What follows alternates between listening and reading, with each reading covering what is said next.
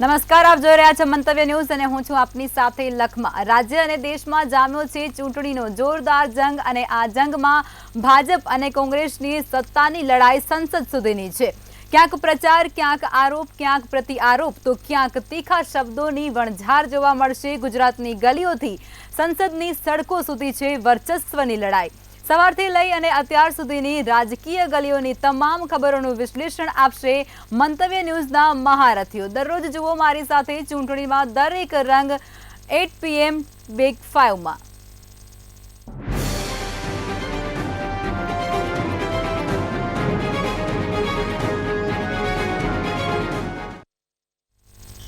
વડોદરા ભાજપમાં જૂથવાદને લઈ અને વડોદરા લોકસભા બેઠકના ઉમેદવાર રંજનબેન ભટ્ટ પોતાની ઉમેદવારી પાછી ખેંચી છે।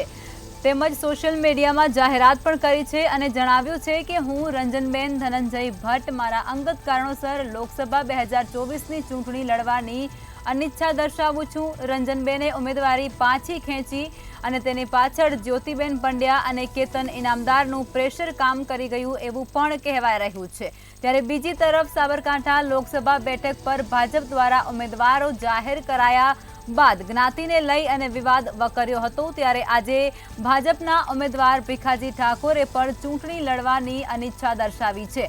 તેઓએ સોશિયલ મીડિયામાં પોસ્ટ કરી અને જણાવ્યું છે કે હું ભીખાજી ઠાકોર વ્યક્તિગત કારણોસર સાબરકાંઠા લોકસભા 2024ની ચૂંટણી લડવાની અનિચ્છા દર્શાવું છું। લોકસભાની ચૂંટણી પહેલા ગુજરાતમાં વડોદરા અને સાબરકાંઠાના ભાજપના ઉમેદવારોએ ચૂંટણી લડવાની ના પાડી દીધી છે।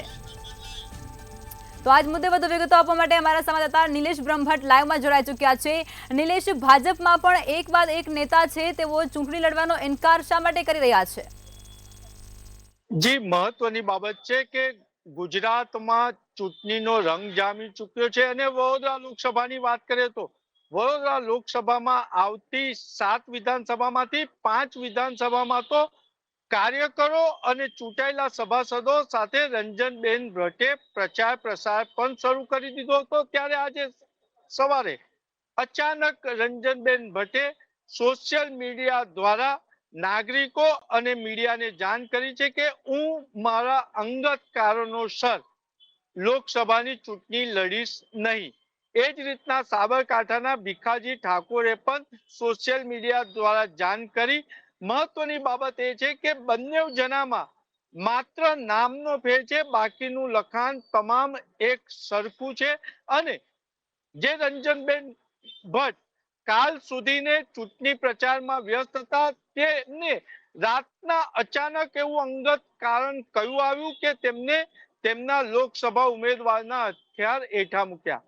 જે રીતના ચર્ચા છે એ રીતના ભારતીય જનતા પાર્ટીની વડોદરાની જૂથબંધી ચરમસીમાએ છે ને ભારતીય જનતા પાર્ટી વડોદરાની જૂથબંધી આ પહેલા પણ ચરમસીમાએ હતી અને ત્યારે પ્રધાનમંત્રી નરેન્દ્ર મોદી સંગઠન મંત્રી હતા અને ત્યારે વડોદરા શહેર પ્રમુખ માટે લડાઈ થઈ હતી અને જીતુભાઈ સુખડિયા અને હેમચંદ્ર બોચરે સામસામે આવી અને ઉમેદવારી કરી હતી અને મત પણ નાખવામાં આવ્યા હતા, પરંતુ આ તમામ બંધ બાને થયું હતું। જ્યારે આજે ભારતીય જનતા પાર્ટીની જૂથબંધી જાહેરમાં બહાર આવી છે ને એ જ કારણસર રંજનબેન ભટ્ટ ઉમેદવારમાંથી ખસી ગયા છે અને જે ચર્ચા છે અનુસાર હાલ ભારતીય જનતા પાર્ટી વડોદરાની જૂથબંધીના કારણે ભારતીય જનતા પાર્ટીના શીર્ષના રીરા ઉડી રહ્યા છે। એટલે જે રીતના વડોદરામાં ચર્ચા છે એ રીતના હવે રંજનબેન ભટ્ટની જગ્યાએ વડોદરાની જૂથબંધીને ખારી શકે